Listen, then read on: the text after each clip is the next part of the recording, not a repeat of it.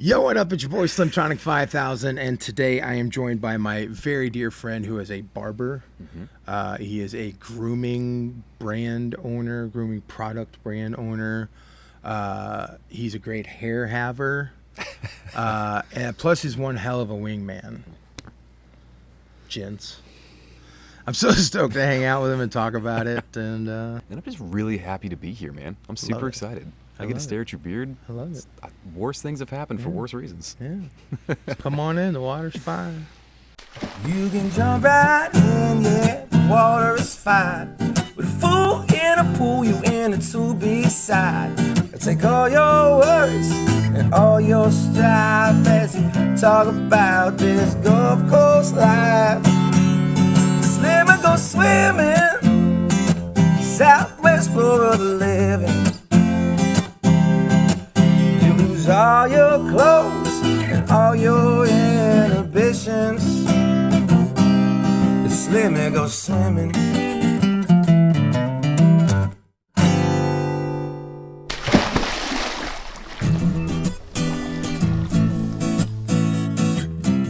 As always, this episode features a look at the weather, bad impressions, a conversation with someone special and unique, and of course, we'll see if Slim can get them to grab their chin without them realizing, and more. I'm your announcer, Gabby Ray, and it's time for another episode from everyone's lovable, creepy, bearded jamoke. It's Slimmy Goes Swimming.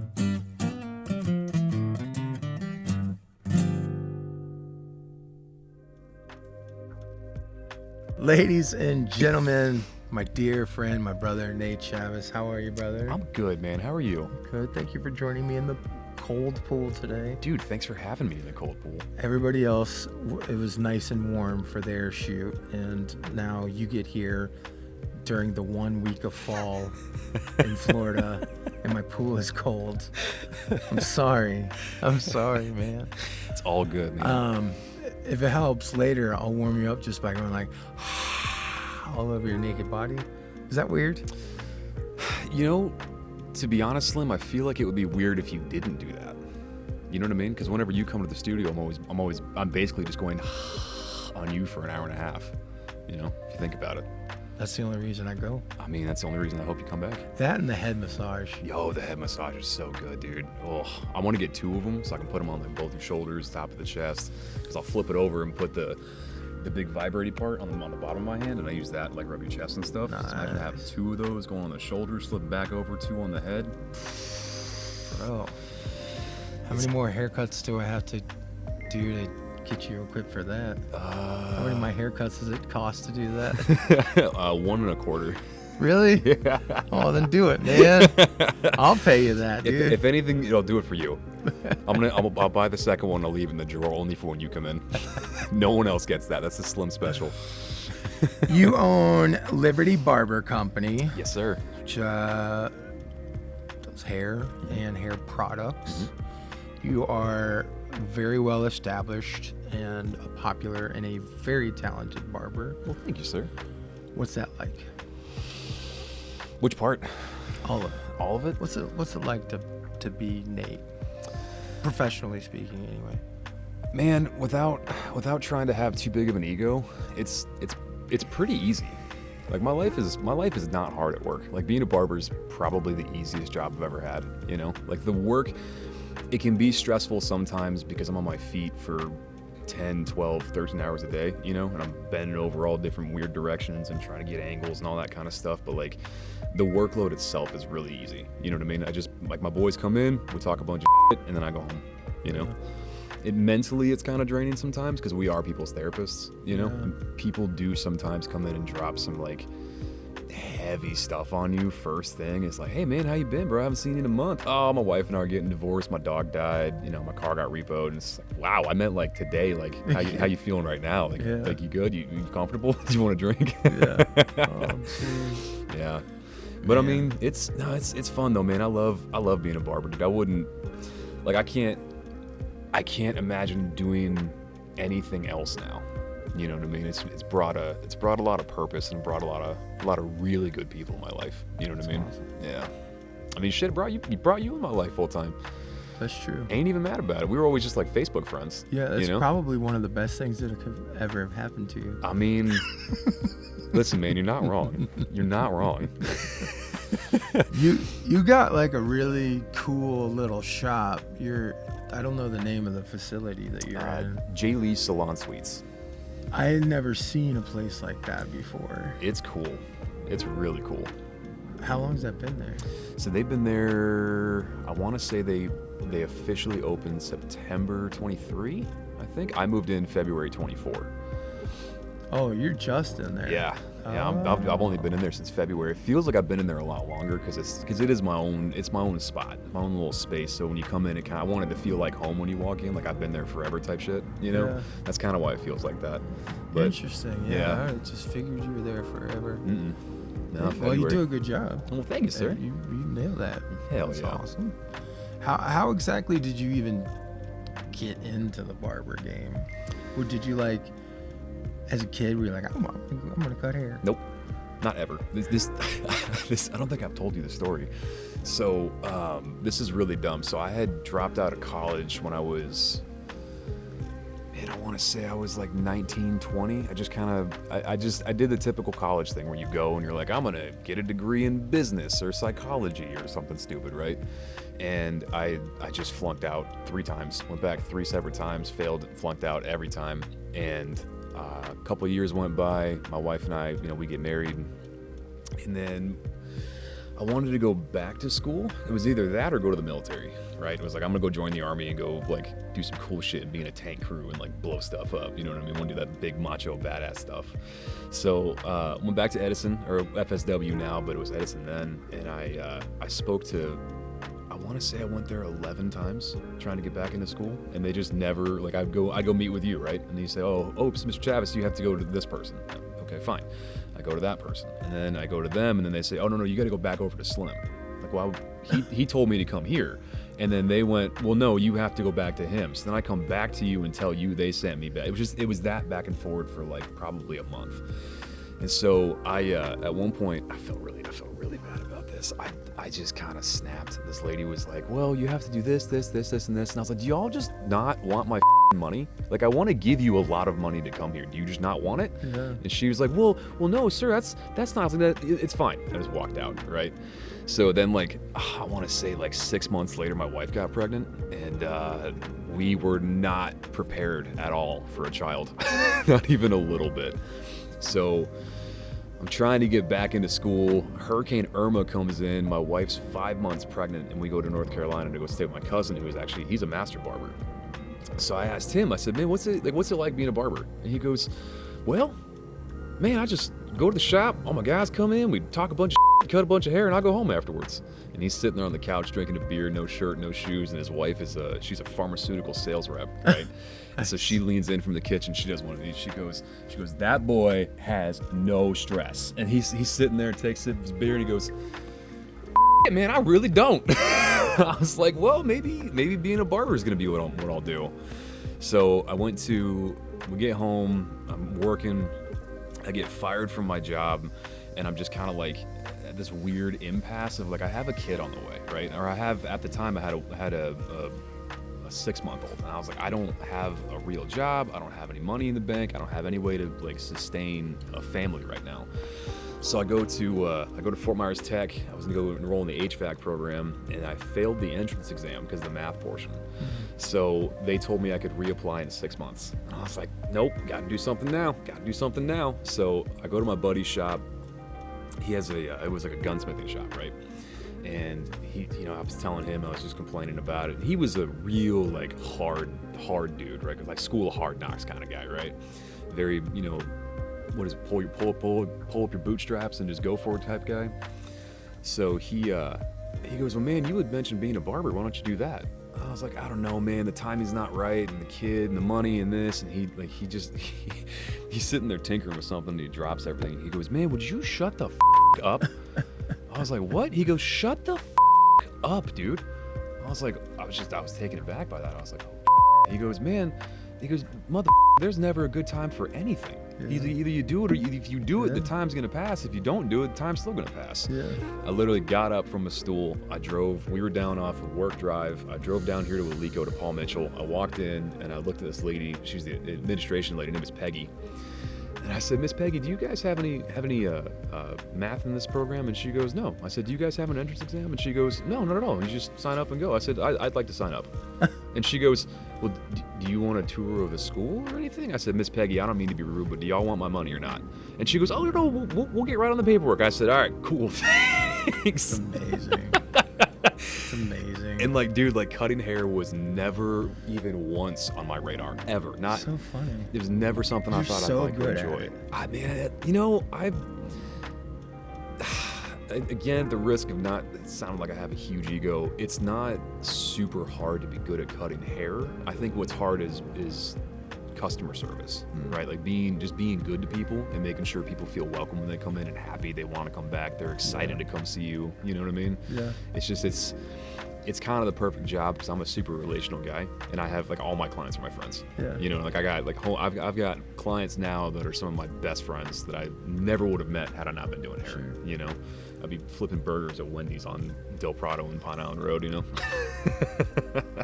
But you'd be damn good looking flipping those burgers. I mean, but it doesn't pay the bills. You know. I know it does for I you. know. I hear those managers make a lot of money. Wendy's managers? I hear all fast food managers, they make like 6 fig. Yo, you know who makes a ton of money? Is the managers at Buc-ee's, the gas stations. Oh, I'm sure. Dude, they make like $150 a year, I think, something like that. Dude, Buc-ee's pays really You're in well. the wrong business, man. We had to go work at Boosie's. Bussies. Bussies. Can we say without censoring it? Can we say that? I think so. I say Yeah, but isn't a is that what gay No, guys call it? Isn't that true? I've heard like bug-gussy, but like when you don't lick the cream cheese off your bagel. You know what I mean? Like, what's wrong, babe? You've barely eaten the cream cheese out of your bug-gussy. You know? I've heard that.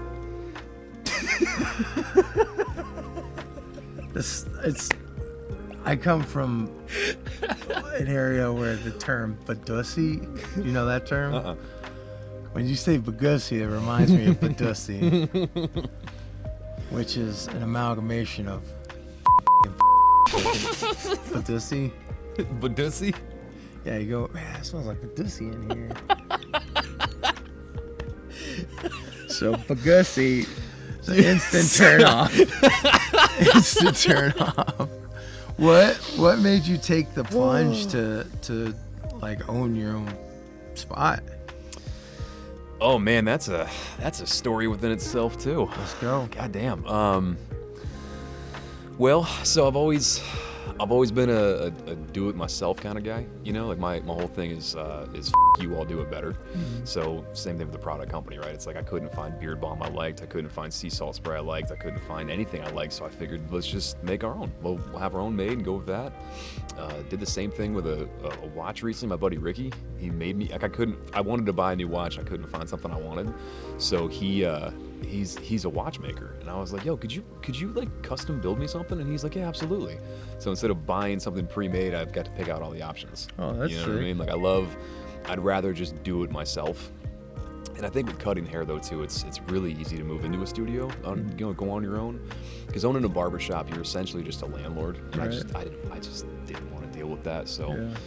the opportunity kept coming up, and I had the clientele built for it, and I booked every single day. I'm always busy, so I figured, I could sustain this and be, pretty happy about it. Yeah. So, because I was working at a shop, so before I left the shop I was at, we had to move unexpectedly. So the owner comes in one morning and he goes, "Hey man, you got a minute?" I said, "Yeah, bro, what's up?" And he goes, "Well, we're moving."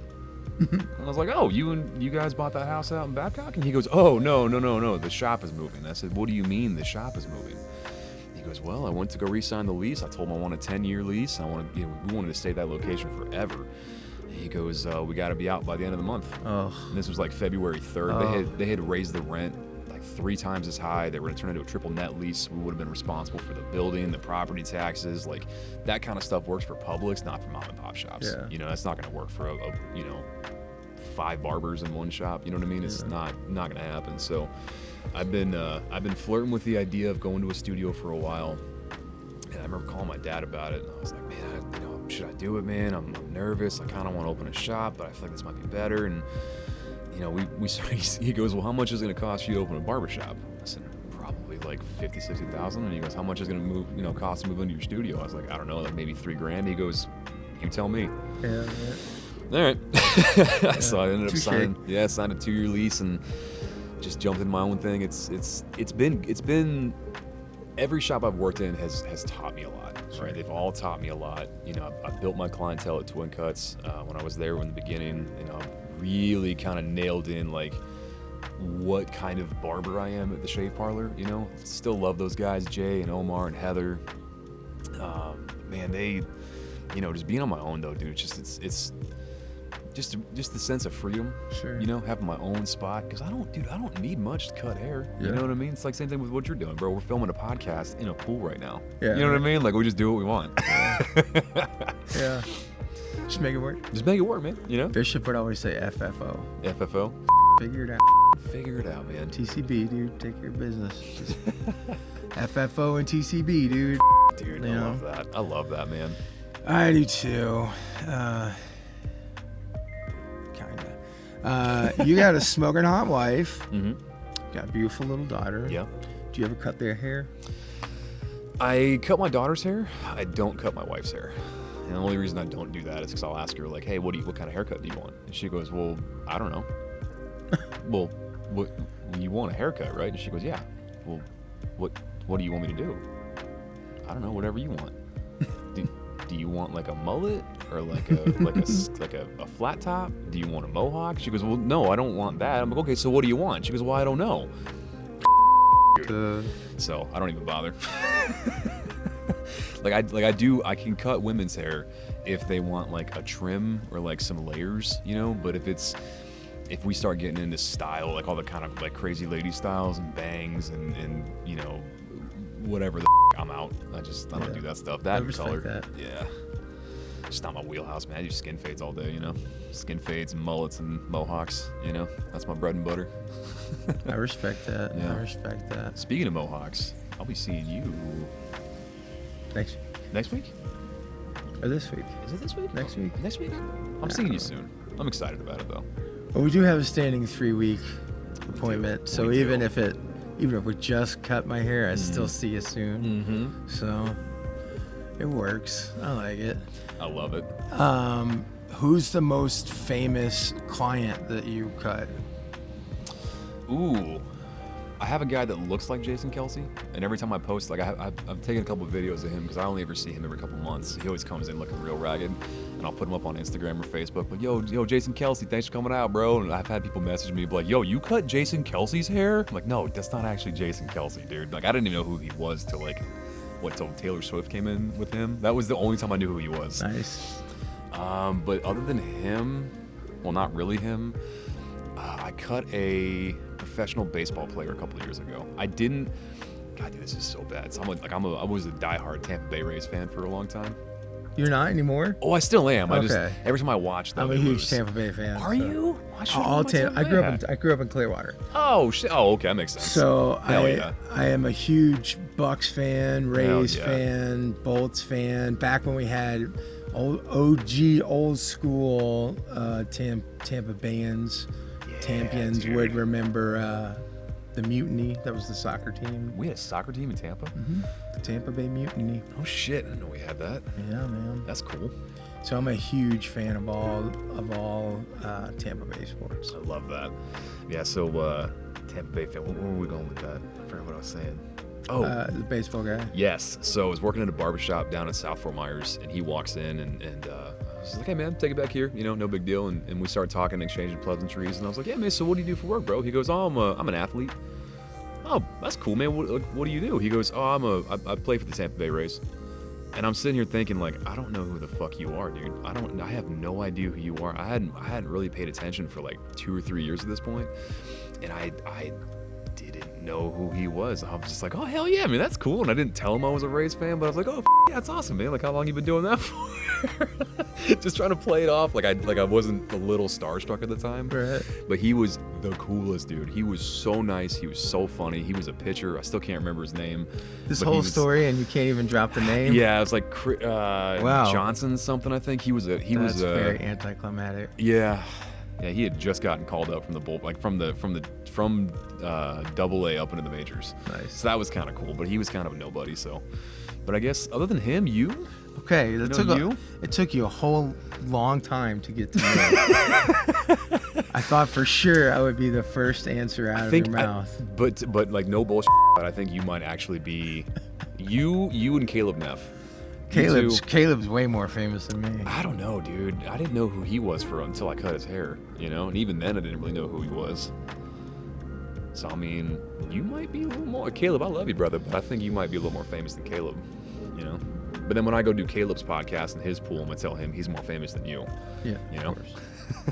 I respect this. My bad. Oh man, now we gotta start the whole thing over. Oh, son of a. How about client horror stories? Do you have any like really messed up experiences with a client? I got a pretty funny one.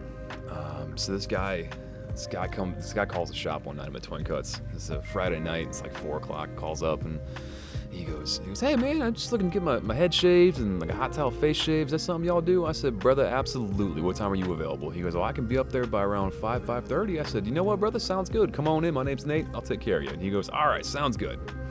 So in walks Tom and I shake his hand. He sits down, drape him up, go over all his skin and stuff, do the whole consultation.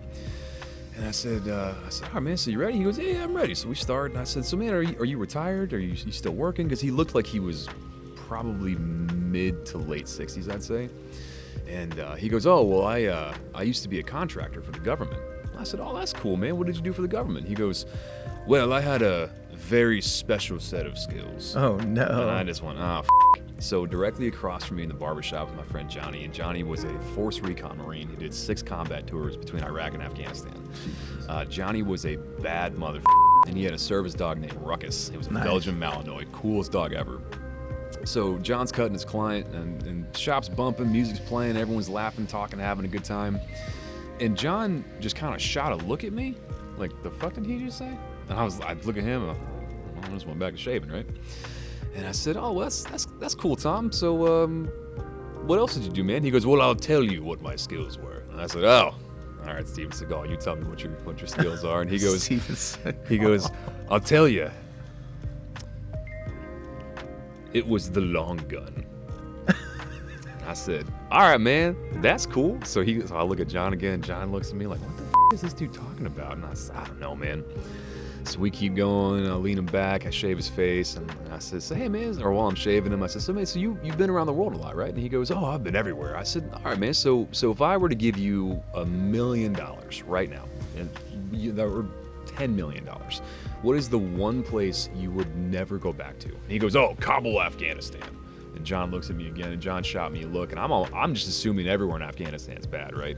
And John shot me this look of like, what is he talking about, dude? What And I said, all right, man, well, I understand that. I said, what's the one place you'd go back to in a heartbeat? Like, I don't have to pay you. You're just going to go. He goes, oh, Brazil. The women and the and the cocaine were the best I ever had. And I just went, all right, man, you got it, bro. This guy's all class. Dude, this guy's great. So I got him leaned back, just got done with his shave. I said, Tom, you want me to hit your eyebrows for you? And he goes, oh, yeah, I'd love that. I said, do you want me to just like line them up with the razor? Do you want me to take them down with the clippers? He goes, oh, I just usually take them down with clippers. I said, that's cool, man. What guard do you normally use? And he goes, oh, I don't use one. And John stops and looks at me. And John's client looks at me. Could you imagine? And I look at John, and I look at Tom. And I said, hey, man, you got clippers like these, right? And he goes, yeah. I said, little lever on the side? He goes, yeah. I said, you open that lever up all the way, right? And he goes, no, I close it. Like just straight 0 all the way across. So I look at Tom. I look over at John. And John stops, and he just does one of these. He just stops and just looking at me. Turns his client over, just staring at me. I look at Tom. I look at John. And just lop the eyebrow off, dude. Just clean off, dude. And John, he like drops to a knee, and he puts his hands in his hair, and he just mouths at me, what the And I'm standing there, I'm wide-eyed as shit. And I'm just like, dude, what the did I just do? And Tom didn't even flinch. I look at John again. I look back at Tom. Shave that bitch clean off, dude. I sit him up, and I was just like, I'm looking at John, and I was like, dude, I'm cooked, bro. I'm cooked. Like, there's no way I just shaved this dude's eyebrows off, and like, he's happy with it. I spin him around, my heart fell out of my ass, and I said, how's it look, Tom? Perfect. Dude gave me $75 and left. Wow. Shaved a motherfucking eyebrows off, dude, and he was so happy about it.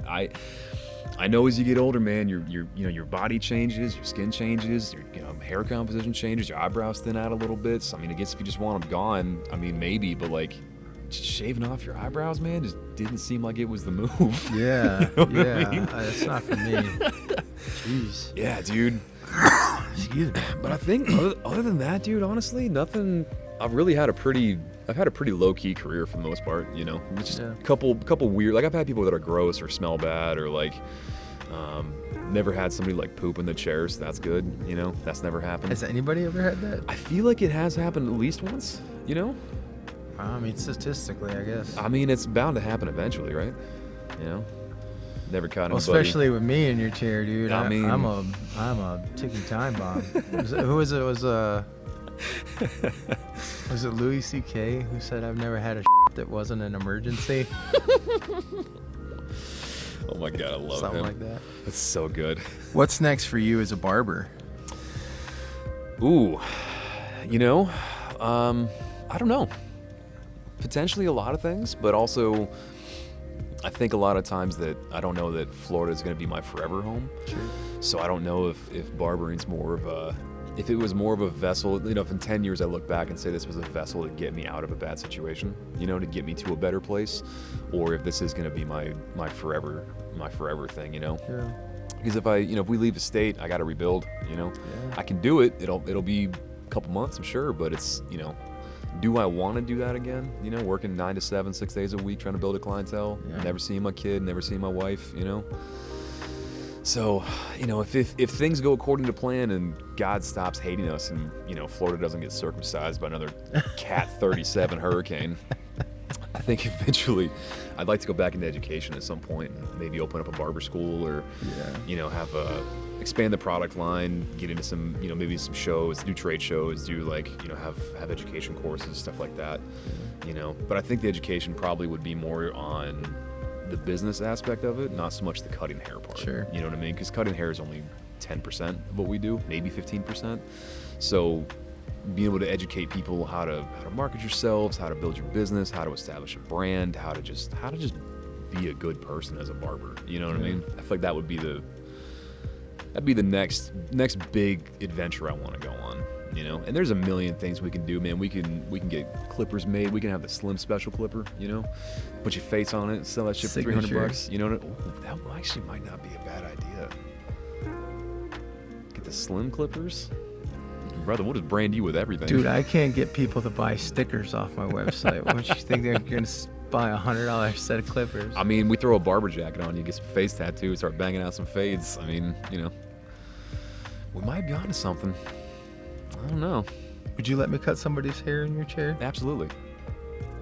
I wonder if I can find somebody to let me do that. Dude, Slimmy gets a trimming. It's me you cutting their hair.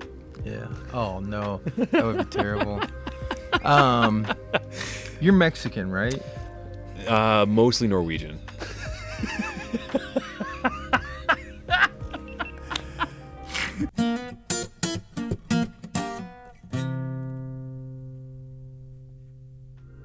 Ultimately, what is your passion? Is it more of the products, or is it more of the barbering, or is it more just the people? Like what outside of providing for your family, like what keeps you going? I think it is the people more than anything, because I've got a lot of really good relationships with people, man. Like people that like I said earlier, I never would have gotten to meet. It's brought such an insurmountable amount of value to my life. The people that I get to hang out with and service and help and just be a part of their lives. I get invited to baby showers and weddings and birthday parties and barbecues, and like it's just so cool walking up and everyone's like, "Oh, what's up, Nate?" And I'm like, "Man, I'm just a barber, dude. What's up?" Like I'm just happy to be here. That's awesome. That's really cool. Yeah, dude, it's good, man. I really, God, if you let me cut your hair, I love you. You're my favorite person, and you have afforded me a life that I never thought I would have. You know, it's just the cool. It's the coolest job ever, man. Well, some would argue that my job's cooler, but I mean, yeah, no, your job is equally as cool, I think, if not actually cooler. No, it is cooler. Yeah, it is cooler. it's cool, right? It's yeah, you play music. I'm just kidding. Do you think? I wish. I feel like chefs, barbers, musicians are all kind of similar Yeah. and interchangeable. Like I know so many musicians who are also chefs or barbers. I know barber and tattooers. And tattooers, absolutely. Yeah, tattooers in there too. They're all kind of like the same thing but different. You know, does that make sense? There's like this. There's this. I know exactly what you're talking about, but I can't think how to word it. It's like there's this subculture underneath all of it that we're all just a bunch of punks still. You know what I mean? Yeah. Like we're all still. You all do it better. Yeah. I don't want to work for you. I don't want to have a boss. I don't want to go clock in somewhere and not be happy all the time. You know, I want to say mother whenever I want to. I want to be able to express myself while I'm working, you know? And you can do that through food, through music, through tattooing, through barbering, and like, you know, like I said, like I always say, dude, the haircutting is 15% of what we do, and everything else is about the people. And we can, for me, I can express myself through relationships with people and the conversations I get to have. And that's so cool, dude. That's so cool, dude. That's awesome, man. I'm such a I mean, nerd. I know I love my time sitting in your chair. Oh you yeah, know. dude. Obviously, I love the cut itself, but like, But the experience is what matters. I've had a lot of barbers that had terrible like chairside manner, if you will. I don't know how you say that. That's a good way to put that, though. Chairside manner. Chairside manner. I think chairside manner is perfect. You know, where it's just like, God, I don't want to even be around this guy. Yeah. You know, and much less trust him with a razor on my neck. You know what I mean? I'm like, nah, thanks. But one of my favorite things about going to your studio, your shop, is you've got a wall of whiskeys. And now, a shameless plug, you also have a bottle of Musica Tequila. I do. Up there, because at my last haircut, Chris Andrews from Musica Tequila stopped by and got me drunk. And We had a I was great getting time. my haircut. Full transparency, I am sponsored by Musica Tequila, so hashtag sponsored post. Listen, man, Chris, I'm just saying, if you're watching, I'm just saying, I got room. I have another shelf to hang up. I'm saying. So if I had more tequila in there, I'd just be offering tequila instead of whiskey. It's a good ass I tequila. wouldn't say no. I do like whiskey too, though, so don't get rid of the whiskey. I do like whiskey. Ugh. Has anybody ever got like super lit in your chair? Oh, yeah. Really? Dude. What's the yeah. worst someone's got? Oh, man. I had my buddy came in. It's so funny. So he's a party animal, man. He comes in at like 8 in the morning on a Saturday, and I said, "Hey, buddy, I know it's probably 5 o'clock somewhere. Do you want a whiskey?" And he's like, "You know what? Fuck it. Let me get a whiskey." Had 1, had 2, had 3. His buddy comes in after him at 9, had 4, had 5. Yeah, he had a lot of whiskeys. He was feeling himself. I don't know if he was really feeling anything at all, but he was feeling himself for sure, you know? But it wasn't too bad, and it worked out great because I told him, I was like, "Yo, if your boy's coming, I'm going to have him drive you home, and if not, I'll just call you an Uber." And he's like, nah. He does the whole, "No, I got it." And I was like, "Buddy, I'm going to call you an Uber." And he goes, "Okay." I said, "Give me your keys." And he goes, "Okay." And he hands me his keys, and he hugs me and goes, "I love you, man." I said, "I love you too, buddy." I try to limit people to like 1 drink per session usually, especially because my haircut's only 30 minutes. Haircut and beer is an hour, so it's not really enough time for you to get lit, you know, usually. So I try to kind of control that a little bit, but you know, That's wise. I can't control if you come in pregame Sure. and then, you know, you have a drink in the chair. I don't know, but Yeah. I'd say 99% of my clients are super respectful, and I really don't ever have to worry about it, you know. So just one-offs if I know you're gonna get home safe. What about like continuing educate? Like, are there like conference? Like, how do you've already been through school, you get a lot of real world experience. What does a barber do to continue their education and like learn, like what is there? There's not much for barbers. For cosmetologists there is, because there's always new hair colors coming out, and there's new, there's new techniques that come out, and there's new haircuts. Like women's haircuts are much more advanced, I feel like, than men's haircuts are. So for barbers, every haircut's kind of the same thing, to be honest. If you're getting a fade, if you're getting a taper fade or a skin fade or a blowout or a burst fade, they're all basically the same thing, just the position's different. Like the system. The system we use to complete the haircut is the same thing for every haircut. It's just positioning is different, or when we style it, or brush it back, brush it forward, stuff like that. So there's not, you could say there's a lot of education at things like Premiere Orlando, which is like the big premiere hair show where all the big companies come out and they have their stage demos, and they're doing all this crazy acrobatic shit, cutting people's hair when they're upside down, and like flames and it's like, yeah, it's cool, man, but I don't know, I'm not gonna do that in my Not very practical. 140 square foot studio. I can't be shooting flames out of a hairspray can, Although I'd like to, I probably shouldn't, but yeah, not really a whole lot changes day to day, man. It's all pretty basic. I think for me, the continuing education is more about customer service and upping the environment you're in and how I perform the service, rather than learning how to do it better, if that makes sense. Okay. You know what I mean? Makes sense. Yeah. I like that. Yeah. That's good. Yeah, it works out. Never go in your own industry for help, though, I've learned. Why is that? Man, I don't want to talk too much. Every time a barber has released like a book, and they're like, here's how to be a 6-figure barber, and you read it, and they're like, just get to the shop early, be the first one there, last one to leave, cut everyone's hair. It's like, yeah, man, so but how do I get those clients? Like, you just gotta show up early. Like, right, but I'm not in the high walk-in traffic area, so how do I get those clients? Show up early! It's like, man, all right. But then you go to like a real estate class, and they're like, here's what you gotta do, right? You go pass someone out a card, make a conversation with them, shake hands, get the card, get their information, have them follow you on Instagram, right? You gotta just work that into every conversation you have with people, and then it'll start kind of creating a buzz. And it's like, oh, see, that makes sense. Not just show up early. It's all you gotta do. Just show up, god. Like that's not helping me. Yeah. Yeah. So I always say never go inside your own industry. Always go outside of it. You always find better elsewhere. That's good. Which sounds terrible. I'm just talking bad about all my barber brethren, but that's not terrible. That's a good word. Speaking of good word, now it's time for a segment called Hey, Did You Know? Hey, did you know? Hey, did you know that in the early 1800s, barbers in London were not only known for cutting hair, but also for their role as beard architects. And they would design elaborate beards that reflected a man's social status, with certain beard shapes and lengths being regulated by local guilds. And so a well-respected barber could take months of study to perfect, like, for example, the royal chevron cut, which is a complex beard style popular among aristocrats, which could only be worn by men who had achieved a specific level of nobility. Isn't that fascinating? I know a lot of things about barber history, and I did not know that.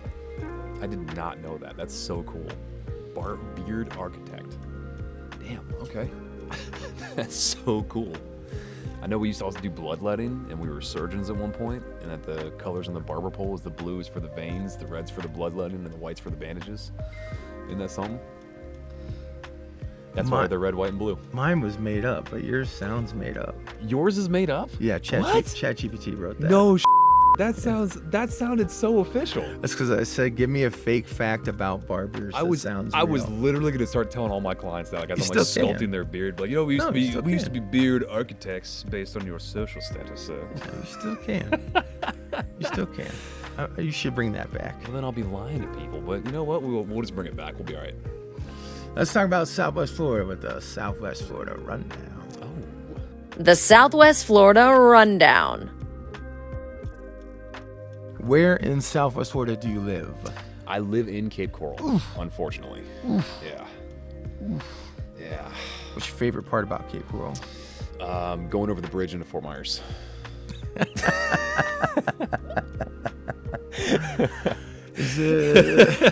Touche, bro. Touche. Do you have a favorite place to eat in Southwest Florida? Dude, Monarca's. Oh, that place. Specifically in Cape Coral, Monarca's is this little Mexican restaurant down on the end of Del Prado. Dude, it's probably... probably the one, I'd say one of like top 3 best sit-down restaurants in Cape Coral. Nice. Like it's up there, man. It's good. I love that place. And there's a there's this little taco spot called Taqueria San Julian down here on 41. Dude, that place is incredible.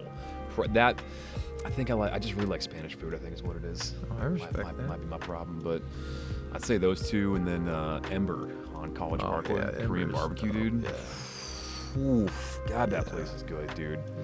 I respect that. Pricey, but very good. It's worth it. It's worth it, dude. And service is always incredible there. Oh yeah, dude. Their service is the food's amazing. The service is amazing. The ambiance is amazing. Everything's amazing over there. Yeah. I get that.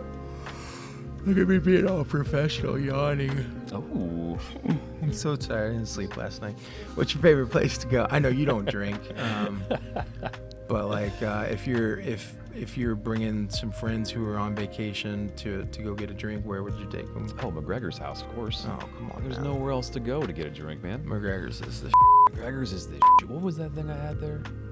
It was the bread pudding, or something. Oh yeah, they have a bread pudding of the day. It changes every day. Dude, whatever one I had was spectacular. And they had, I think I had like a chicken sandwich too. Dude, that was so good. On the little Irish buns they had, the marigold butter on there and stuff. Dude, oof. Marigold. The marigold butter, is that what it is? Kerrygold. Kerrygold. What did I say? Marigold. And what is it actually? Kerrygold. All right, yes. So the butter they put on there was delicious. Dude, that's an expensive butter It's too. an man. expensive It's butter, dude. Like you go to buy it in the grocery store and it's like $10 for a stick of butter, and you're like, but when you have it, you're like, God, it's so good. And yeah, I go in there and I'm like, you know what? I'm gonna spend $10 today in Publix, and I'm end up walking out with 100, so I keep my own butter. You know, Bro, I feel that. It's absolute shenanigans. It's fine though. It's fine. Everything's fine. What's your favorite place to go listen to live music? Ooh, honestly, anywhere where you're playing at, man. Oh, you McGregor stop House or Nice Guys or Off the Hook, you know, or Hook. Hook is where you play at. Hooked in Hooked. I play Hooked in Cape Coral on Fridays. Okay. I sing out there. Okay. And then I play Hooked in Gulf Coast Town Center Sunday mornings for a blues and booze brunch where I don't sing, I just noodle blues. Oh, It's so much fun. hell yeah, dude. It's my favorite gig. That sounds like it's nice. It's 6 minutes door to door from my house. I'm done at 1 Oof. p.m. Oof. So I'm home before 1:30. I'm usually home by 1:15, 1:20. It's amazing. Pay is right. Tips are usually good. Hell yeah. I don't even set up a microphone to talk, let alone sing. And Really? so I just pull my iPad up and I watch like MTV and while I'm So just gangster. noodling. Don't have to look at my guitar. I've been playing this stuff for a million years. Dude, that's so gangster And though. so I just watch, especially now that I've loved having the football games overseas because those games start at like 9 a.m. So I just watch a football game that's while awesome, I'm dude. playing. It's amazing. Oh, it's so good. Favorite area of Southwest Florida? Ooh, favorite area. Oh man. This pool. Not right now. It's cold. That's all right. I mean, well, I'm here with you, so I'm warm. We've been playing footsies. That's just because I'm peeing nonstop. I mean, dude, honestly, I know we talked about this off air and I wasn't going to bring it up, but thank you for peeing in the pool like 8 times because I'd probably have hypothermia right now if you I did. did it for you. I know, and you're amazing, and I love you, man. I God. expect a thank you card. Oh, you'll be getting a lot more than a thank you card. Hint, hint, wink, wink. Oof. A little steamer action in there. Maybe a little tiger and lion, a little liger, you know? Favorite thing about living in Southwest Florida? Oh, man. If you have one. Dude, the winters, I think. Yeah, it's Winters the are best. nice, man. When Can't beat it. you come get a fresh fade and you walk outside and it's cold out, but you feel the sun beating down the back of your neck. Oh, that's nice, dude. I love that, and as I think everyone can agree with this, I kind of up, but like after a hurricane, you know, the before. Like after, dude, what's it? The Milton. That next day was so. Oh, it's like, it's almost like God is like, hey man, like I know y'all are about to maybe lose your house and your business and your car and shit, but I'm gonna give you a really nice day afterwards to clean up. Like, dude, you know what? You, but cool, thanks. I appreciate it. Right. You know, like I appreciate that at least, you know. Yeah. But man, the winters in Florida are incredible. Can't beat it, man. I mean, you can wear a hoodie if you want to. You might be a little hot mid-afternoon. Just take it off, all good, and then come back around like 5, 6 o'clock, throw the hoodie back on, chilling, you know, and go sit outside on the porch and just enjoy it. I love it, man. Yeah. I do love wintertime. Yeah, me too. Summer's not too bad. I just, you know, if you got projects to do, man, it's not fun. I don't really enjoy it's that. Brutal. It's a little too brutal sometimes. Yeah. Honestly, I'd take the summer over the fall here. Yeah? Like September, October, like so humid in September. So humid, October. Dude. This October's been nice. Yeah. This one's been good. It's like what, a high of like 85 today, I think? It's like global warming, dog. It's like global warming, you know? I'm okay with it, I guess. I mean, I don't know, man. Bro, I just do this all day. I don't know. I don't have an opinion You about do that what shit. all I day? just do this all day, you know, just cutting hair all day. Oh, cutting hair. I was like, me too, bro. In the car on the way home. Since I'm going to 12, man. Publix. Since I'm 12, bro. Right there with you. Favorite beach?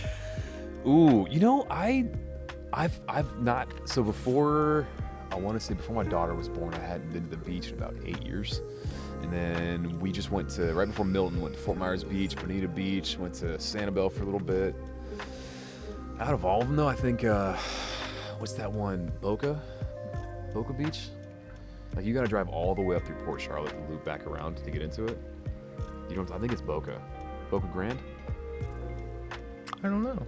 It's beautiful. It's Boca. I think it's Boca Grande, but it's if you have to go all the way up through Port Charlotte and have to go make a big U-turn essentially to come back into Lee County. So you go out of Lee County to come back into Lee County, and I think it's called Boca Grande Beach. But Boca is beautiful. That place is super nice. Sanibel's cool too, but I'll take Boca or maybe Captiva. You know. Yeah. I'm gonna hang out with dolphins in Captiva. That's pretty cool. Yeah. Sanibel and Captiva, that's my favorite area. Yeah? And that's my favorite beaches as well. Yeah, you gotta go to Boca, dude. I had a soft spot for Bonita Beach too, because when I first moved down here, it was to Bonita. Oh, okay. And I used to go to Bonita Beach all the time. Hell yeah. And even like when Laura and I were like courting, if you will, we'd go hang out on Bonita Beach. It was amazing. Hell yeah. Now for an update with the weather, here's Maggie. Maggie? Hey guys, it's totally me, Maggie, for real. I'm inside because it's hot. Who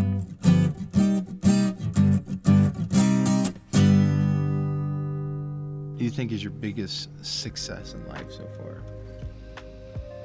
Oh boy. Short of getting on this podcast.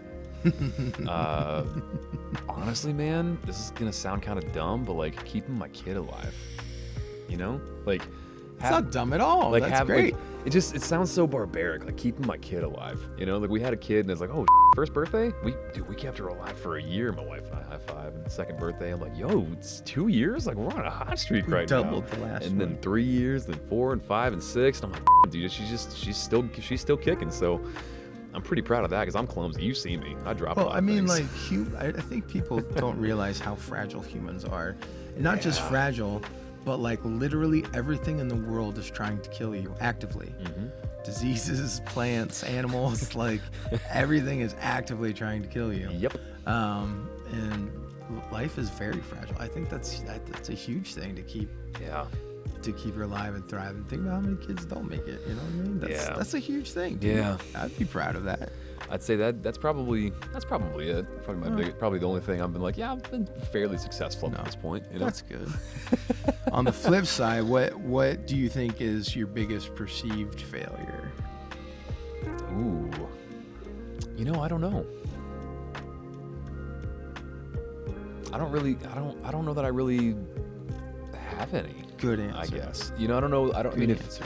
if people are perceiving me to have some sort of failures, then we're not close enough for them to know what I'm succeeding at. Yeah. You know, because I don't really post about things. I don't really, like, my wife and I don't, like, we don't share each other on Facebook and Instagram. Like, we don't do that stuff. So if people think I'm failing, I mean, that sucks, you know. Yeah. Sorry for bad luck. Yeah. Yeah, I would say you're thriving for sure. I mean, I think so. I think, yeah, man. I mean, I'm thriving, chilling. Nothing that bad's happened yet, so I can't say I've had a failure yet. You know, I don't know. I guess failure when you give a kid, though, like, failure is not an option. Yeah. You know what I mean? You can't. Nothing catastrophic has been a failure, I guess. Nothing to the point where I've lost my business or lost my house or my wife or anything like that. You know, so I think I'm doing pretty good. You are. You're know? like. All right. I want to be you when I grow up. Man, I want to be like you when I grow up. Shut up. I just want to have a beard like yours. Shut and a up. mustache like I want yours. Bishop's beard so bad. Dude, Bishop's beard. God, dude, oh my God, I would have his beard up so bad, dude, in a good way. I would have made that man. Oof. We would have had to make statues out of, like, pure, like, bronze for him. How good that beard would have been after I got done with it. Oh, dude. What have you learned most about yourself as a barber, specifically? Like, as a, like, skill set wise, or just What have you noticed about yourself that has been elevated specifically from your time cutting hair?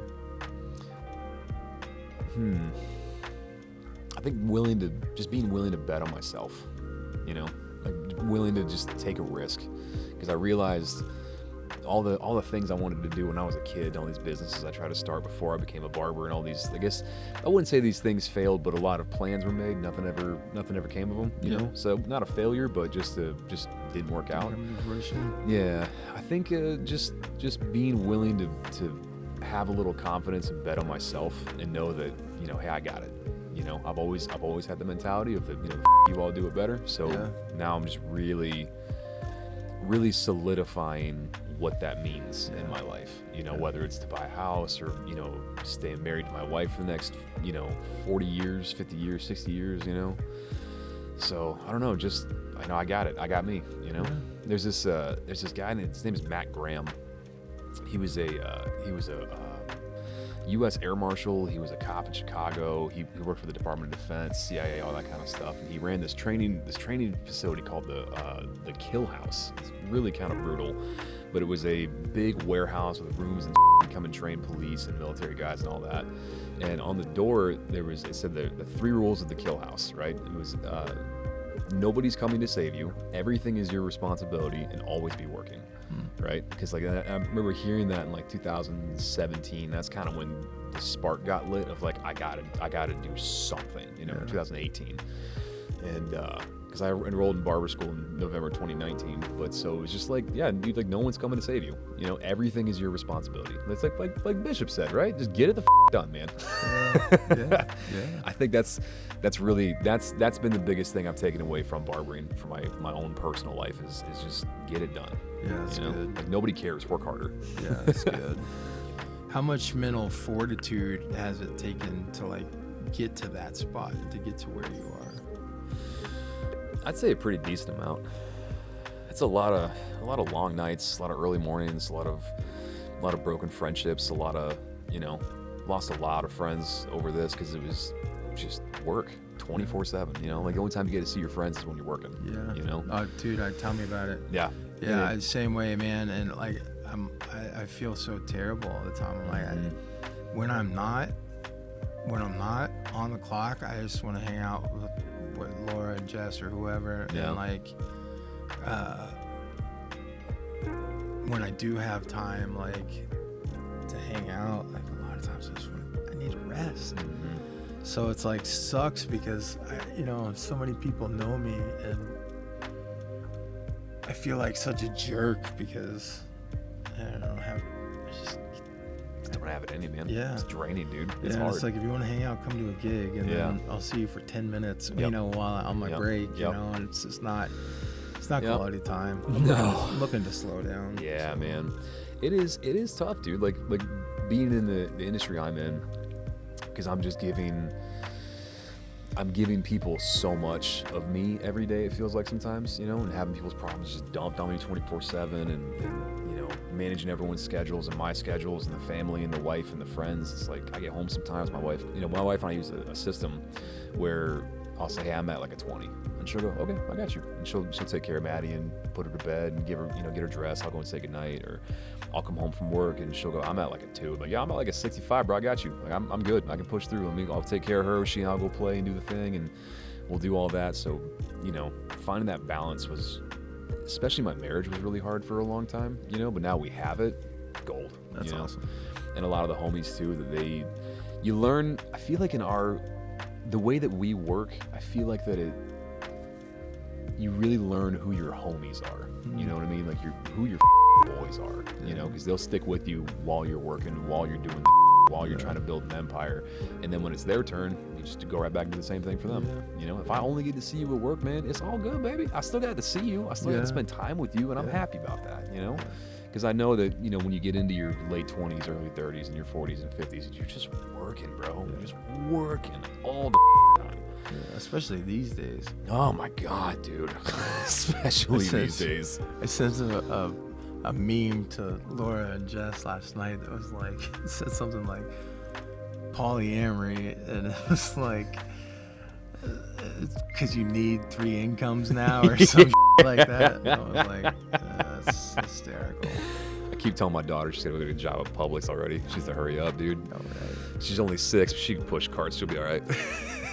Dude, I don't even know how to make more money. Like, I'm working as hard as I can. So I just need to just get famous. I need to win the lottery. Yeah. That's what I need. I need to play the lottery in order to win it. I never play the lottery. Man, I'll buy some scratchers once in a while, dude. That's about all you're gonna get me doing. Here's why. I'm a sports gambler. Okay. And I could buy a scratch off for $10 and most likely not make anything. Right.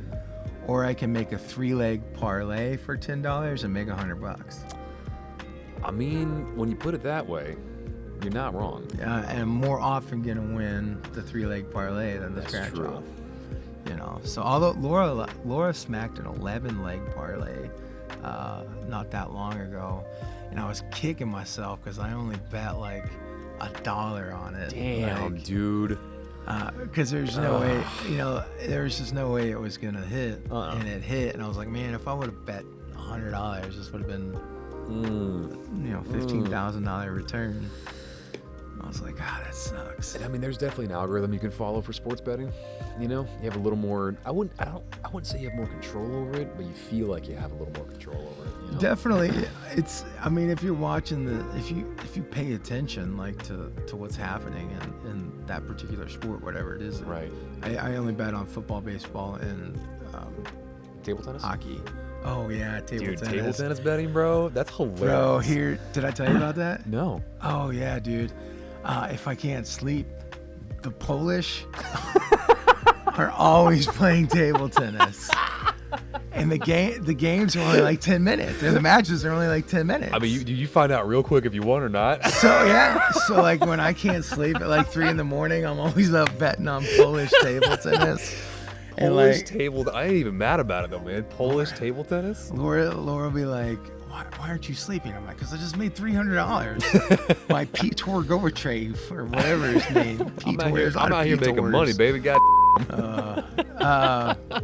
What kind of struggles did you have to overcome establishing yourself as a barber, establishing clientele, and now having your own spot and even your own products? Like what have you had to overcome to get to this point? Man, that beginning couple of years was rough, dude. Like school within itself was really hard. Man, I was just like, I was not in a good place mentally when I went to school, and that really showed with a lot of my instructors at the time. But I mean, I found I was looking for that community, that sense of belonging and like some mentorship, and I found a lot of that at school, and those people really, really helped me kind of figure out like, hey man, you can do this, because there was a lot of self-doubt, a lot of ego. I feel like all the risk you take in business, man, it's typically not if it's not a financial risk, it's only an ego risk. Yeah. You know what I mean? If there's no money involved, it's all ego. Yeah. So that was hard, and the beginning of my career was a little tumultuous because I graduated in January 2020. Oh, of course. I got licensed February 4th, 2020. Oh gosh. Started in the barbershop February 5th, and then I was working at my first barbershop in Bonita, and then I moved to a shop in Cape Coral, and then I got fired from there because I sucked. So that was a big ego blow. So, that was fun. I'm not going to say any names there, but I went from there, and I went to another barbershop in Fort Myers, and the owner and I got into it pretty hard one time, and I just quit. And I was like, I'm not doing this, dude. Yeah. And so much of it really was ego. My biggest thing was like, I'm an independent contractor. I'm 1099. You can't tell me what to do. You can't tell me when to come here. Like I pay you rent and I leave. It was very transactional in the beginning, and so. Just trying to get myself, the biggest one was just to get myself into a barbershop that I actually vibed with. Yeah. Because you got three flashiest people in the world are pilots, rappers, and barbers. You know what I mean? So trying to find a place, I'm not a flashy dude, I'm just not. So trying to find a shop that I vibed with, and a good crew, and owners that I could work with, and people that would give me some grace, that, hey man, you're still new, so we're not gonna beat you up if you're not, the best barber ever the first year out of school, So I think that was definitely a big one for me. And then just getting my skill set up, that just comes with repetition, but I started building the clientele pretty early on. I was going pretty hard on like being appointment only, even when I was in school, no walk-ins. I don't take walk-ins. I was one of those douchebags, like, oh, I'm only appointment. It's like, dude, you have 5 people you give haircuts to once a month. Like, right. Shut the up.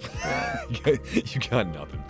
So that was tough. But then once I landed at Twin Cuts, that's where my career really took off. I found a shop that I vibed with, and then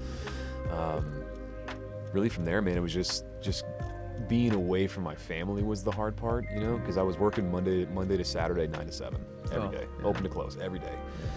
And being away from my kids, being away from my daughter so much when she was little, dude. Like I'd get home and hanging out with Maddie for like an hour before she goes to bed. She's 2. And I'd say to my wife, hey, Sabrina, Maddie's doing this thing now. And she'd go, yeah, she's been doing that, dude. She's been doing that for weeks. I'm like, what do you mean for weeks? She's like, yeah, dude, that's not new. So I never, I wasn't there for a lot of stuff, Got to be there for the first steps, got to be there for, a lot of the firsts, but any of the developmental milestones and running and jumping, I missed a lot of that stuff. So it was tough, but man, I've only been a barber for 4 years, like professionally. I was in school for 15 months and then in the shop for the last 4. So, in the grand scheme of things, if my life goes according to plan and I get to live a long time, then man, it's just a blip on the radar. Sure. You know what I mean? It was worth the sacrifice to get here. Yeah. But I think that'd be like there's a lot of stories in there, but it's nothing too crazy. Yeah. Yeah. That's good. Yeah.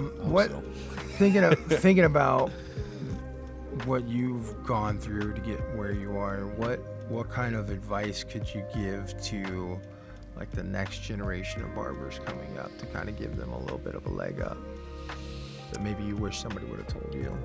Ooh. Set boundaries. Like really set boundaries with clients, set boundaries with your time.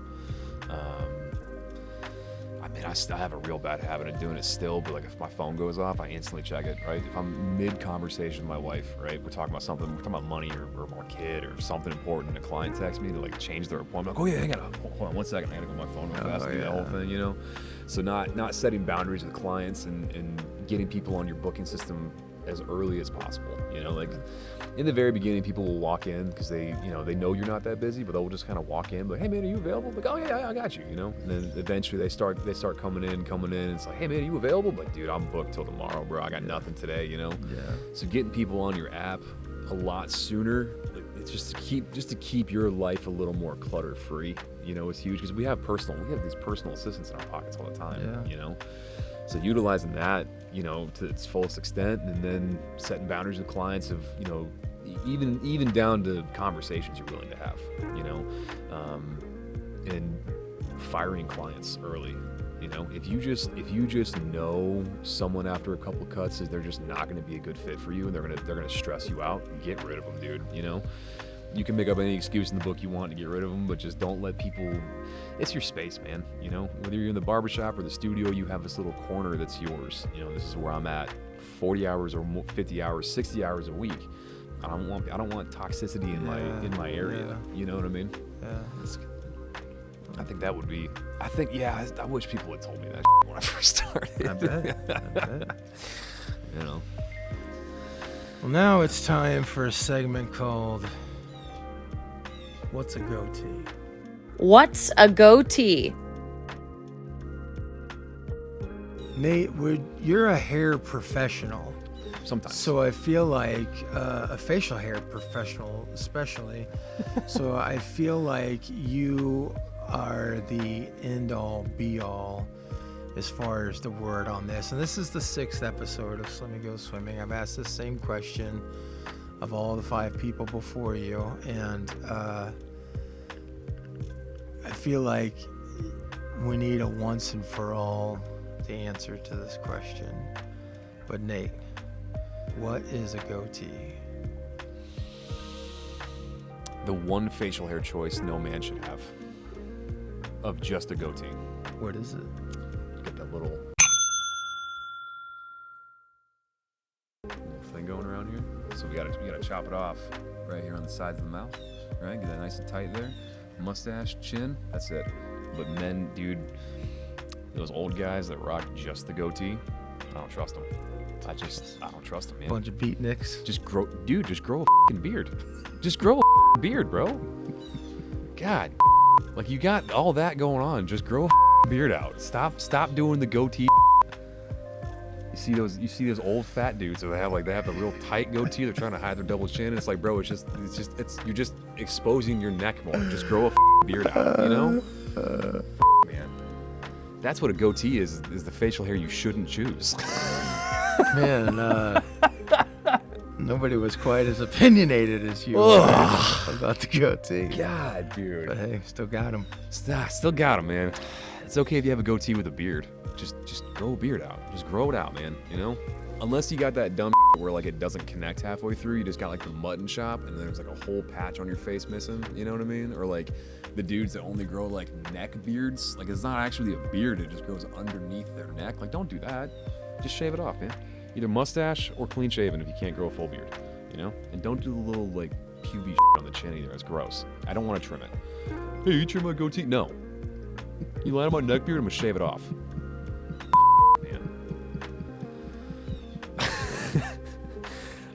Just tell me how you really feel, man. I f***ing hate him, Slim. I hate him. Apparently. Golly. That's what a goatee is. Okay. Good call. Actually, I will say, though, hold on. Let me interject. My father-in-law might watch this. My father-in-law does have a really good goatee. His goatee, I'm not even going to lie. There's been like maybe 10 dudes I've met my entire life that have good goatees. Like that one guy from System of a Down, he's got that huge, huge long braid. That's cool. My father-in-law's is good. One of his really good friends has a goatee. His goatee is also very good. But when you get that like real short, like white guy, little chin strap goatee, no, don't do that. Don't just grow a beard. Just grow a beard. You heard it here first. How to grow a good beard. Stop shaving. Just stop shaving. And then come hang out with Slim and go see him at shows. It's true. It's true.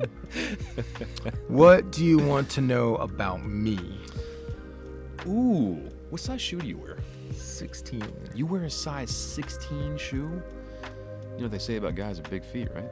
Huge old socks. And they say, I'm sorry, sir, we don't have your shoe size. It's not Oh, dude. order it for you. Bro, if that ain't the truth. Technically, I'm 15 wide, but 16, bro? it's just easier to find 16s most of the time. Damn, size 16. How tall are you? 6'1". 6'1"? Hell yeah, what's your favorite color? Pink, Pink? What's your second favorite color? purple. What's your favorite tattoo you have?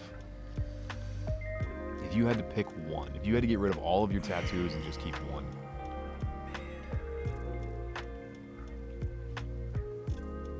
Because you have some really cool artwork. I love the elephant too. I've like never actually looked at your tattoos like close up before.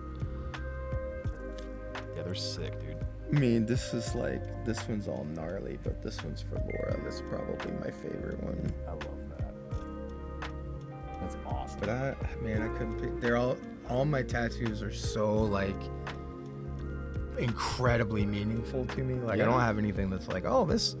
I don't like pick flash off the wall like that looks cool. Like everything is very, very, very, very intense meaning for me. So I love them. I love them all. I love that because I've always had friends that have tons of tattoos, and they're like, oh man, what are you gonna get tatted up? It's like, man, I don't know, dude. I'd be that really annoying person with the artist. Like, can we like move that stencil just like a centimeter to the left and like down just a smidge? Oh, you know what? That arm hair's in the way. Let's move it up a little bit. You know what I mean? But then you get people that are like totally tatted up. You walk into your artist, and go, yeah, man, just put it wherever it fits. Yeah. You know? Well, that's a lot me. I'm like, this isn't this. Yep. Wherever it'll go. Wherever it fits, just put it there. Yeah. You know? Yeah. I love that, man. What's your so that's your favorite tattoo is one for Laura. What was the most painful tattoo you had? My back. Your back, yeah? Yeah. Was there one spot in particular that hurt just so much more? The closer you got to the ribs was brutal. The closer you got to the butt was brutal. Ooh. Oh, right on that There's a tail lot bone. of nerve endings around there. Oh yeah, dude. Shoulders and middle of the back was fine, but it was the around the sides and the lower back that was just savage. In my last appointment, I was still healing from the appointment before. And so the guy who did my back, his name's Steve Sage, and that poor man, I literally was sitting in his chair crying my eyes out. Oh, It hurt so bad, and I didn't want to get tattooed. I wasn't supposed to get tattooed that day. Oh, damn. I was still healing. I had spots all over my back that were only like 2 weeks old, so they're like super fresh, and he'd be tattooing near them, and it was just brutal pain. And I just sat in that chair and I was like, I don't know why I got this tattoo. I hate it, man. And so I think at one point Steve was like, I can't do this anymore. I can't do this to you. Damn. We're done. Damn, I was dude. like, that was my first tattoo. That was your first tattoo? This is my back. Yeah. Man. So I've only got the one in the back of my leg, and I always forget it's there. Like I'll walk by a mirror with shorts on and go, oh, when did I get there? Oh yeah, I have that. I forgot. I always forget about it until I talk to someone about tattoos or see it in a mirror. You know, I never think about it. I want Laura to get tattoos, but she's like, I don't know what I would ever want on my body for the rest of my life. I was like, what about me? She's like, I don't know, in case this doesn't work out. Well, here's the deal. We proved her wrong. I'm like Beyonce. I could have another her in a minute. Oh. Matter of fact, she'll be here in a minute. Oh.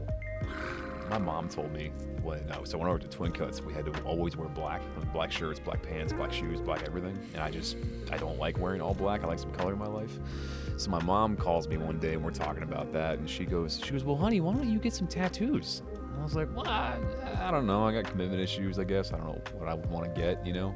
And she goes, well, you could always be like Post Malone and get face tattoos. I love Post Malone. And I was like, Mom, you want me to get That's so face tattoos? funny. And she's like, well, yeah, like Posty. He's so cute. And I was like, oh my God. That's so Why do you funny. know who Post Malone is, Mom? What is happening? I want to get a couple face tattoos. So there's a few tattoos I want to get. A couple of them in the face, a couple on the neck, and then I want to see what dude, that'd be sick. put one across the side, maybe one on each side, but Laura won't let me. No, she won't let She's you? the only time she's ever put her foot down on anything. If you watch me on Facebook and the that I say, these are real, true stories. Oh, yeah. You know, like that I post on Facebook, and people, I guess people think everything I say is a joke or a story, but I don't care. I'm not trying to impress them, and I don't Right. care if they believe it or not. Right. I'm just trying to get a boost in the algorithm. Yeah, hell just yeah. comment on it. Tell Yep, me that's I'm a it. liar. I don't give a but she lets me do anything I want to do. But head, tattoos. neck, face tattoo.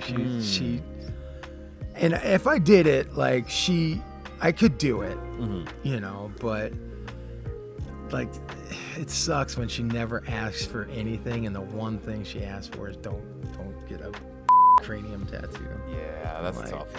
I get it though. I mean, does she just not like them that much, or she just think you look good with them? I don't know. Maybe a little bit of both. I think it's just still too counterculture for her. I mean, it's so not though. I agree. Man, I got pulled over earlier this year. The Cape officer jumps out of his squad car. He's full sleeves, both arms, right? You could even see a little tattoo line coming out of his collarbone, right? Like that would be. I mean, old police is like, oh, you can't do that. You can't have tattoos. It's unprofessional. But now it's like, dude, we got 20 years of warfighters coming home. They're all tatted the up. You know what I mean? It's like I don't think it matters anymore, dude. You know what I mean? Like, dude, there's a teller at my bank that's she's got a whole right sleeve. Yeah, dude. Or down to her wrist. Oof.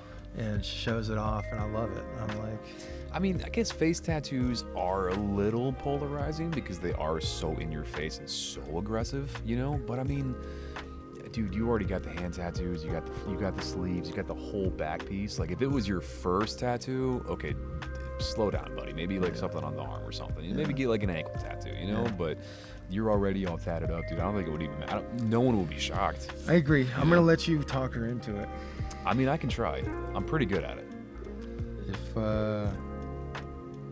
you can talk her into it, I'll tip you an extra $5 on my next haircut. Oh, shit. I mean, listen, brother. Maybe even 6. Now it's time for a segment called Bad Impressions. Bad impressions.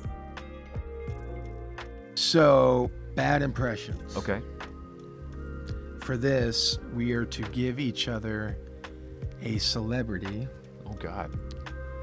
And we have to do our best impression of them. Oh, my God. I'm so excited. So would you like to do the impression first or second? Ooh. I don't know. Surprise me. Okay. Everybody else chose first. So I'll go first for you. I'll let you go first. Okay. Let me go with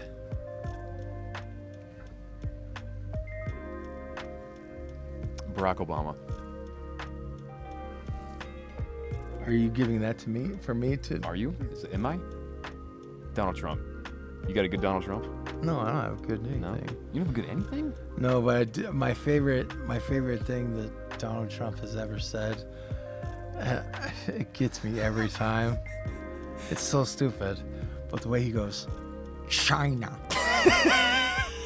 kills me, bro. And there's like a compilation video of him just going China, like 100 times. Every time he said China in speeches, and when he hands like this, always China. That gets me. That's my Donald Trump impression. That's your Donald China. Trump. I love it. Have you? Speaking of Donald Trump, I have had this clip stuck in my head on replay for like months now. It's Shane Gillis. You know who he is? Mm-hmm. He went on the Kill Tony show and he was doing a Donald Trump impression. And some girl walks out and he goes, "Great, the best, American, not Mexican, not coming over the border.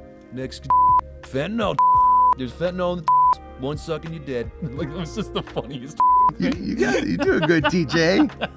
You do a good Deej. Yeah, sometimes.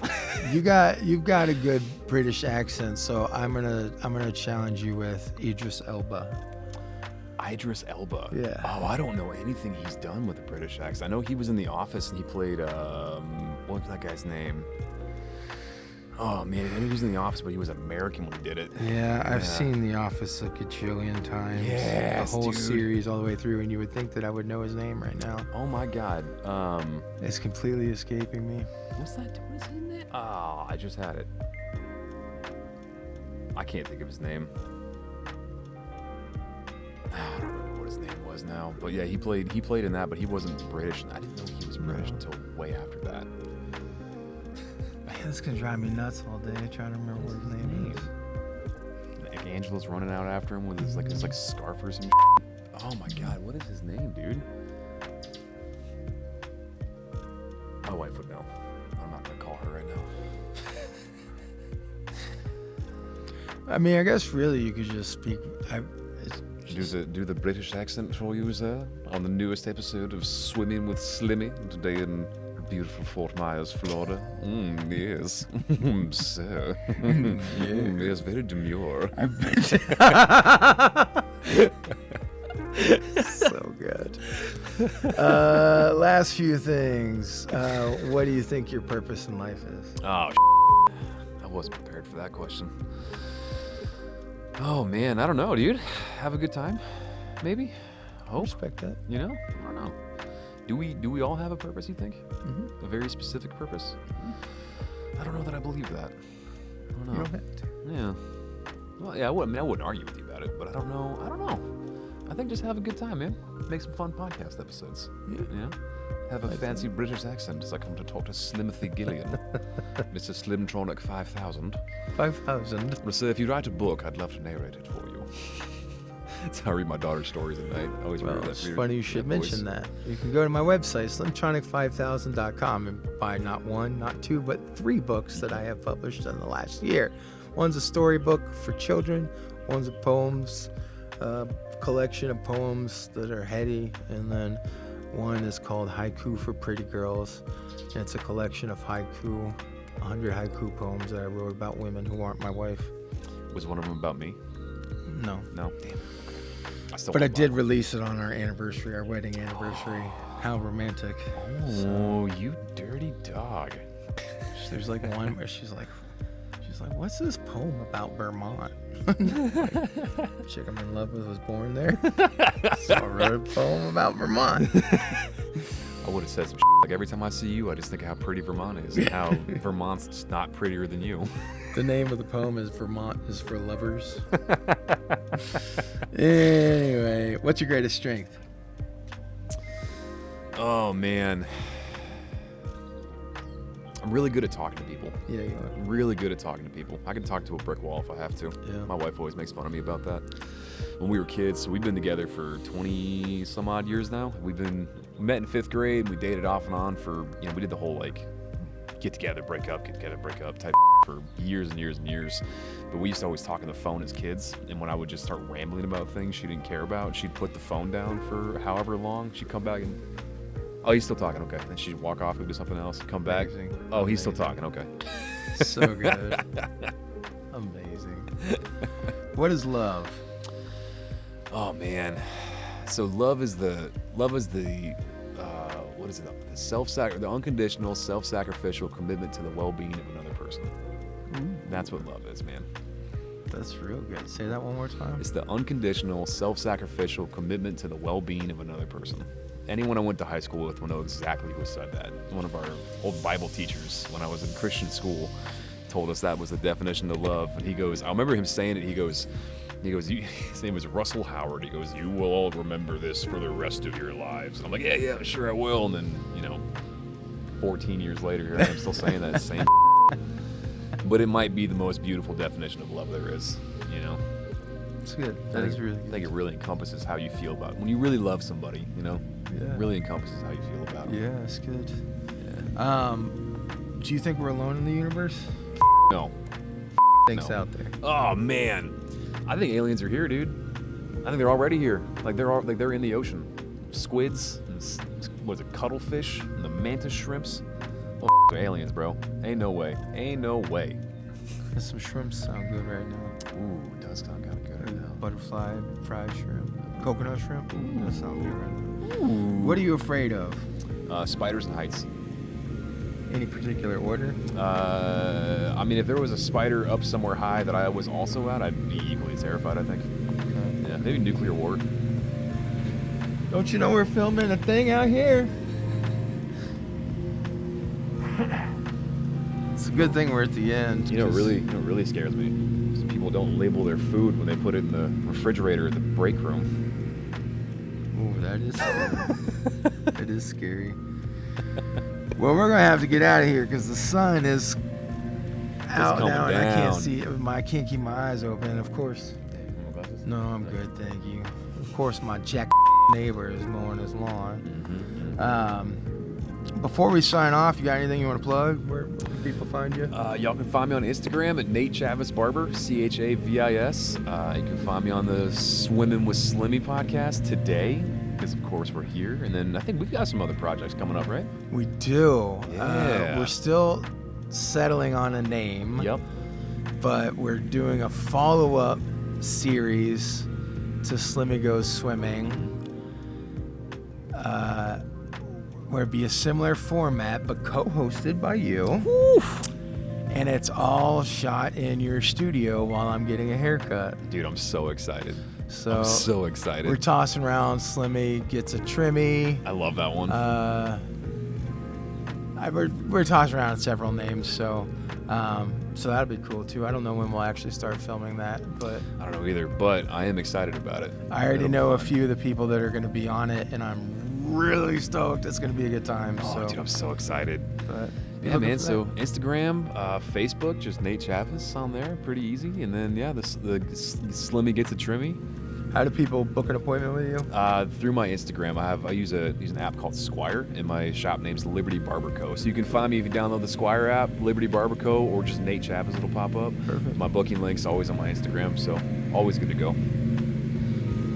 I really hope this dude's lawn looks like perfect when he's done. There better not be a single blade of dead grass in that goddamn lawn when he's done. At least it's happening now and not like an hour ago. Yeah, that would sucked. have been really bad. Anyway, I love you 10. so much, Nate. You are an Man, incredible dude. I love you, dude. You're my got favorite. immense talent.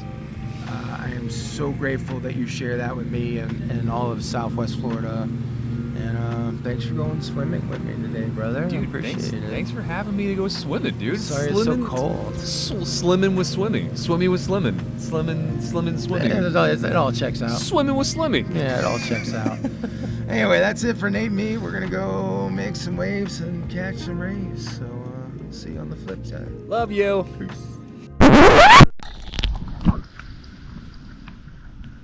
Knock, knock. Who's there? Bear. Bear who? Bear would like to tell a dirty joke.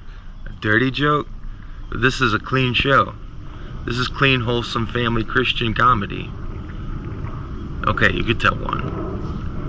Okay, so a little person, a lesbian, a priest, and a Viking walk into Spencer's. Then stick it right up her big fat hairy, and then there were 3 camels and they were licking. There were 4 other guys and they started like, ay Dios mío, ay papi, and then he just went what the, and all of a sudden it just went crazy. I don't know what's going on. You can jump right in, yeah, the water is fine. With a fool in a pool, you in a 2B side. Take all your worries and all your strife as you talk about this Gulf Coast life. Slimmy go swimming, Southwest Florida living. You lose all your clothes and all your inhibitions. Slimmy go swimming.